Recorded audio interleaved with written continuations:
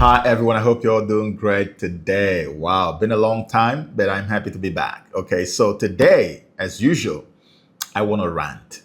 I want to rant on about 4 different issues. And we're going to start with something that I think most of you are already familiar with. It's about a video that I posted, I think, about 4 months ago. How many of you remember the video where I talked about how that our Southeast governors and Southern governors have already been APC-fied, meaning that they've all been drawn into the APC, even if they are not saying it. I told you that it has already happened, and I said 110%. I spoke authoritatively. Let's watch the video. You see all those your governors in southern Nigeria, and I know when I say south, you are excluding southeast. All those southeast governors, the ones you love, the ones you hate, every single one of them, they have all been APC-fied, 110%. The ones who have not declared openly for APC will do it very close to the election, or even if they don't declare openly, all the political structures will be collapsed for the president. It is done. You've not heard it from anywhere else. So mark it that this is the first time and the first guy to tell you that. All of them are leaning towards APC because APC, as far as the North is concerned, has been hijacked. It is now a Southern Revolutionary Party. Revolution, not the real revolution though. It's a Southern party. It's now a Southern political structure, not a Northern party anymore. So the South must agree that this is our vehicle leading towards 2027. So everybody who's a politician in the South, watch out. Almost all of them will collapse their structures into the APC. Can you see that? As I speak to you right now, my own state governor in Enugu State has just defected from the People's Democratic Party, PDP, to the All Progressives Congress, APC, the president's party. The same party that I told you that all of them are going to join. And he's not going to be the only one. Many more are still going to fall in. And that then explains what I was saying in that video, that the battle line has already been drawn politically between the North and the South. And that the North no longer has a lot of confidence in the party, the political machine that brought them to power or brought their son Buhari to power. They feel that Tinubu has now hijacked it and turned it into a Southern political machine. So, as I explained in that video, it basically takes us back to 1914 when the Southern Protectorate and the Northern Protectorate were amalgamated. Now, since that happened and it turned Nigeria into a commercial enterprise to serve the interest of the British, we have not seen this level of political divide. This is the first time since then that we have seen a very clear division between North and South.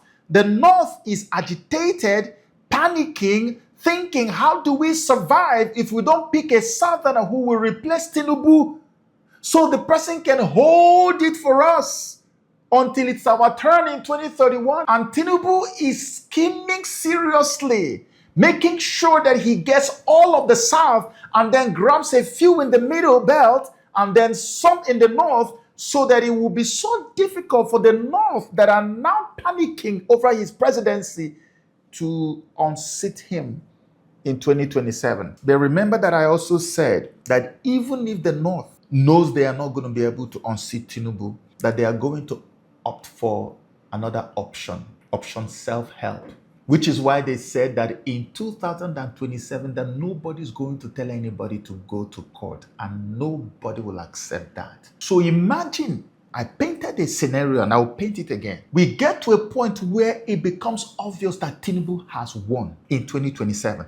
Do you think that these same Northerners who are leaving his administration and openly declaring that they are going to ensure he doesn't return, do you think that they are going to come out in the open and say, yes, we accept, Congratulations, Mr. President, and then concede. No, whoever it is that they back, whether it is P2B or anyone, that person, when that time comes, they are going to say it is their own person that has won the election. So for Tinubu, it is a lose-lose situation, except if the nation is going to slide into the kind of chaos we've not seen in many decades, probably since the Biafran War. This is where we are today. That's why I said one Nigeria meets no Nigeria. In part 2, I said it. The people were not paying attention. It has happened now. Now, let me tell you what I think should be done. Because, politics is like drugs. It's very intoxicating.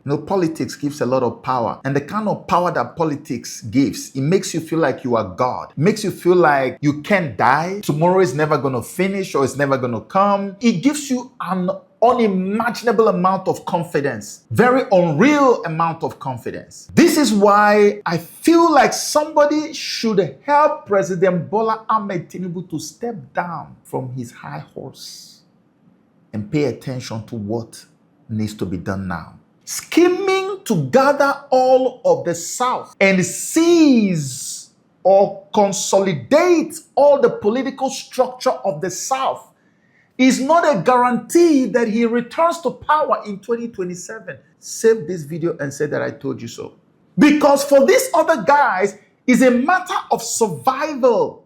And like I always say, and I said it in that video, if for instance they succeed in getting an Obi or anyone from the South to compete against Tinubu and probably win in the long run, what is the guarantee that the Yoruba nation is not going to face a massive backlash for what the other side has perceived as Tinubu's ill treatment of their region? It's not going to come from an Obi. No, but when Obi finishes, if he's the one, he is going to hand over to the North. What do you think will be the fate of the Yoruba nation when the Northerners come back to power in Nigeria and now decide, okay, it's now turn to return the same disfavor back to the Yorubas as Tinubu had given to us? Because the North feels very hurt right now.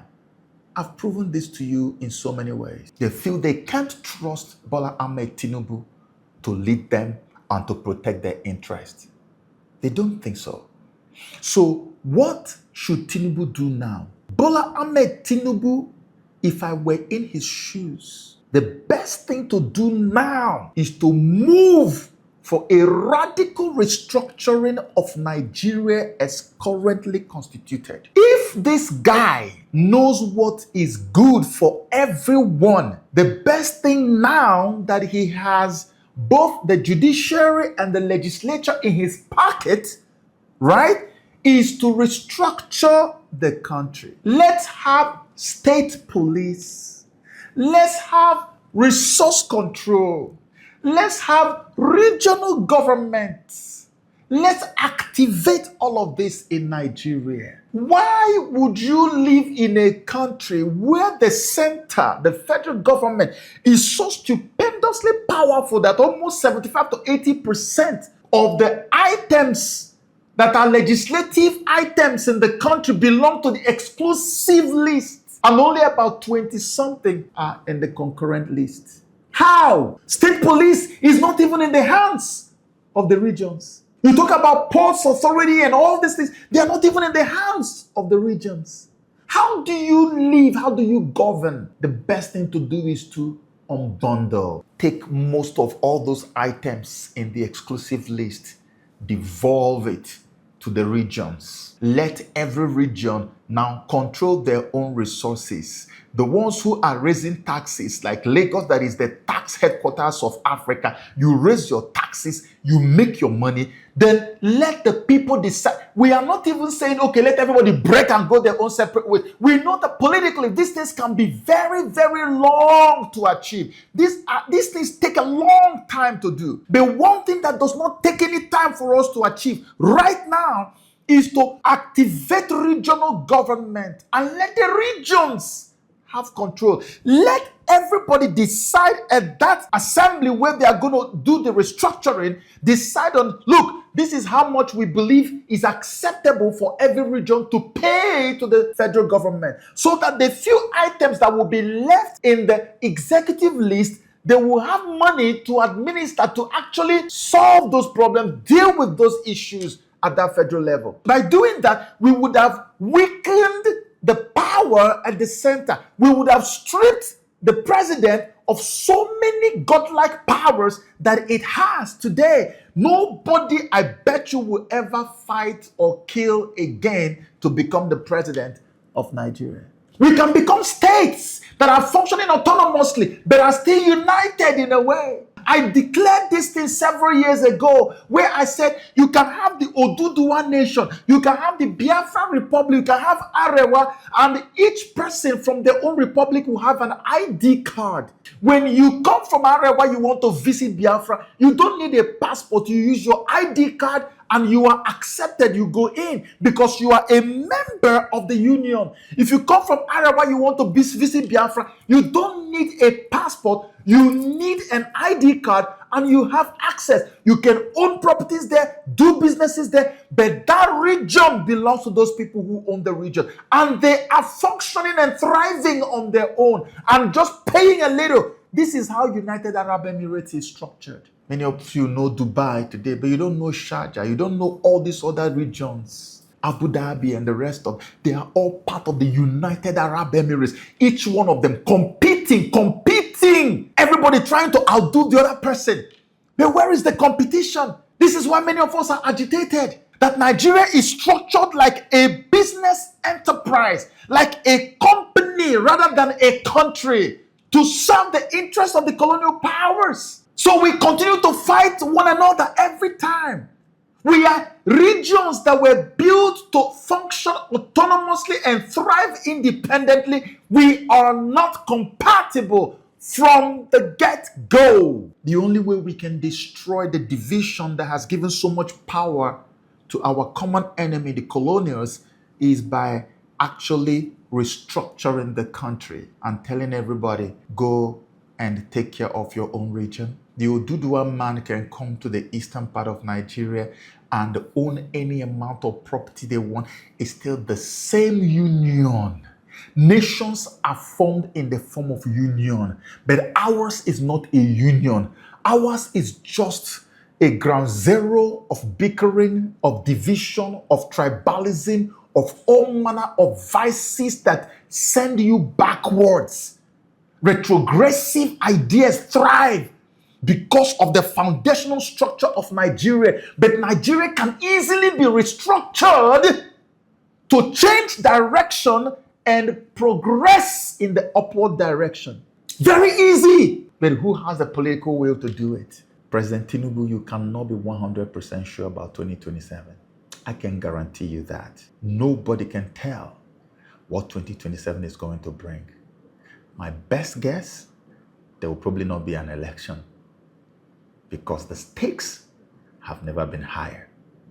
The best opportunity you have now is to begin the process now that you know that everyone in the judiciary, in the legislature will listen to you. This opportunity does not come twice. This one time that it has come, take advantage of it. Some of you who are worried, oh, if we do Eastern and create Biafra Republic or this, what about the oil? What about, no, you can sign. There are documents that can be signed. There are agreements that will be reached. It still does not remove. Nobody is saying, oh, they have gone now, they are on their own forever. No, we still have a union. Things are still being administered from the center, but the center is no longer as powerful as it is today, where one person lords it over everybody. I hope and pray that someone in the Tinubu camp is listening and will take action as quickly and as effectively as possible. The next topic that I want to rant about is the Malawi elections that just concluded a few weeks ago. I am happy. I'm very happy that finally the incumbent president, Chakwera, has been ousted. Yes, I would have loved for Dr. Joyce Banda to win the elections. I would have loved for her to win the elections. But I also don't have any problem that Peter Mutharika won the election. Because like I said when I made my last video, see, people have become so disillusioned by what this incumbent had done with the power that was given to him, I believe, by God. He misused it. He abused it. He just threw it on the ground and made a mess of the whole thing. And so people were basically ready for anything. Even if it was a dead man walking, they didn't care. They could care less. Everybody, like I said in my last video on the Malawi elections, has shortcomings. My major problem with Peter was his age. That was it. Major problem. But now that he has won, well, to God be the glory. Maybe that is the will of God, like I said. But one thing I am going to ask President-elect Peter Mutharika for, it's a favor I'm going to ask him. I'm going to ask him to please, whatever it takes, make sure, sir, that you draw Dr. Joyce Banda closer to your administration. See, I keep saying this, and I know that you guys know that I mean it.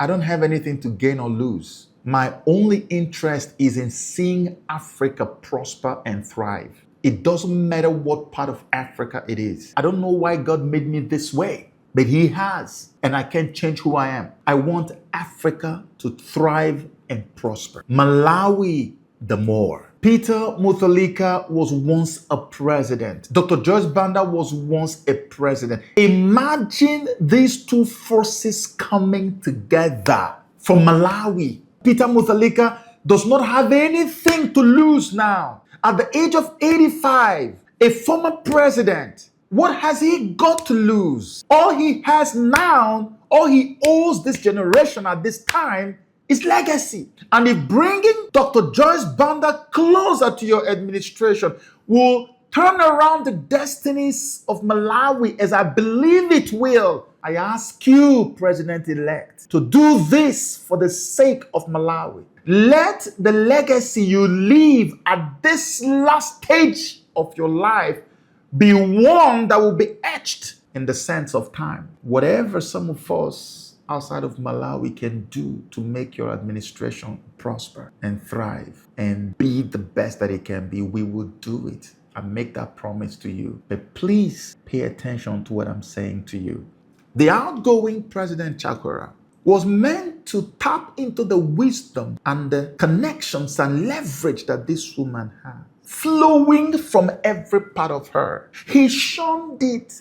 He ignored it like a little child who ignored the wisdom of the old, the wisdom of his fathers, and went on his own. And look how he ended up. You are an elder statesman who has now been blessed and privileged by God to give the presidency of that great nation another shot. Mr. President-elect, Malawi is at a pivotal point right now, and you are in the eye of the storm of transformation, of revolution for Malawi. Economic transformation, everything that will make Malawi's light to shine again. You are at the point where you can make it happen. Do not neglect the wisdom of your sister and colleague, Dr. Joyce Banda.